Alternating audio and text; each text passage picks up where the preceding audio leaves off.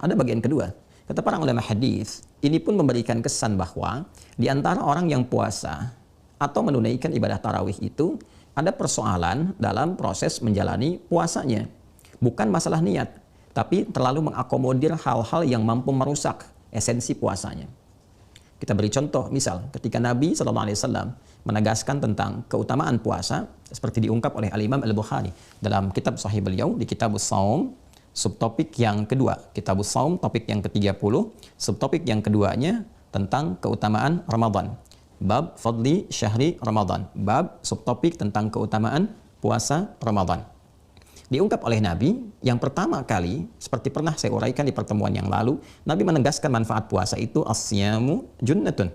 Puasa seharusnya melatih seseorang untuk bisa menghasilkan perisai yang mampu mencegah dia dari perbuatan-perbuatan yang tidak baik, hal-hal yang kontraproduktif. Maka Nabi menegaskan ketika dia mendapati semua, ketika dia kemudian sedang menunaikan puasanya, maka fala yarfuth wala yajhal wa ini mar'un qatalahu aw syatamahu falyaqul marrataini inni shaimun atau kama qala Rasulullah sallallahu alaihi wasallam. Maka saat dia sedang berpuasa itu, dia mesti berlatih mengendalikan emosinya, menstabilkan keadaan dirinya. Jangan terprovokasi, kata Nabi. Berlatih jangan berkata yang kotor.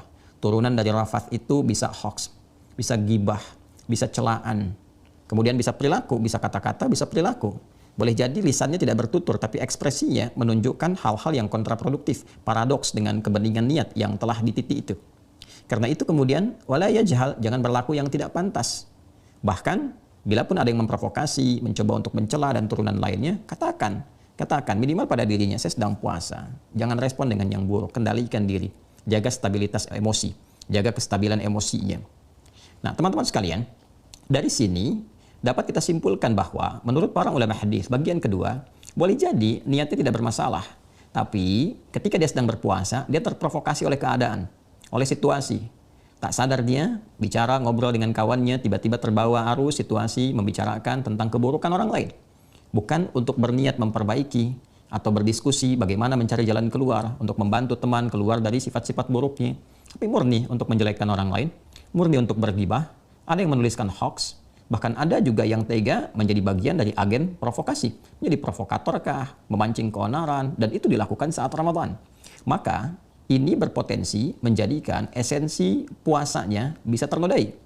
Dan ini berpotensi menjadikan penilaian puasanya di sisi Allah dan Rasulnya tidak memiliki nilai apapun, hampa nilai.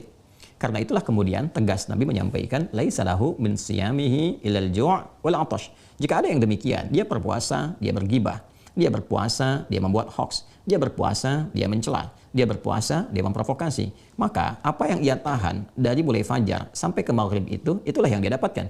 Dia hanya mendapatkan rasa lapar, rasa haus, rasa lemas, lemah, dan hanya menunggu berbuka saja. Boleh jadi apa yang dia lakukan hanya saat sahur, melihat jam kapan berbuka, dan itu yang terjadi. Keberkahan, kebaikan yang hadir di balik hikmah puasa tidak dia dapati. Karena itulah, teman-teman sekalian, saya mengajak dalam tausiah singkat ini pada diri pribadi dan kita semua, siapapun kita, apapun aktivitas yang kita jalani dalam kehidupan, hidup pasti sifatnya akan selalu mendaki dan menurun. Kadang naik kita, kadang nurun kita, sesuai dengan tantangan yang kita hadapi dalam kehidupan. Puasa mengajarkan kita untuk melatih diri, melahirkan ketahanan. Dalam mendaki, kita bisa mengatasi berbagai tantangan-tantangan, sehingga spirit dari puasa itu memberikan kekuatan kepada kita untuk menghadapi tantangan dimaksud. Dalam menurun, supaya tidak terlalu curam, diberikan kita rem. Dengan puasa, diberikan ketangguhan, ketahanan, kekuatan yang mencegah kita berbuat sesuatu yang buruk ketika mendapati segala yang mungkin tidak menyenangkan dalam kehidupan. Aset yang menurun, jabatan menurun, kualitas keilmuan menurun. Maka di bulan puasa ini dilatih oleh Allah bagaimana ketahanan itu muncul dan mengembalikan kita pada nilai-nilai yang terbaik. Karena itulah kemudian saat puasa ini maksimalkan dan jaga diri kita untuk terhindar dari berbagai macam hal-hal yang bisa mengurangi esensi dan kemuliaan puasa kita sehingga tidak mendapatkan nilai di hadapan Allah Subhanahu wa taala dan Rasulnya. Mari tingkatkan kualitas puasa kita, berlatih mengenal diri kita, dan dengan itu kita bermohon kepada Allah, semoga Allah menerima amal ibadah kita dan menyempurnakan sikap dan sifat kita menjadi mulia di hadapan Allah dan Rasulnya.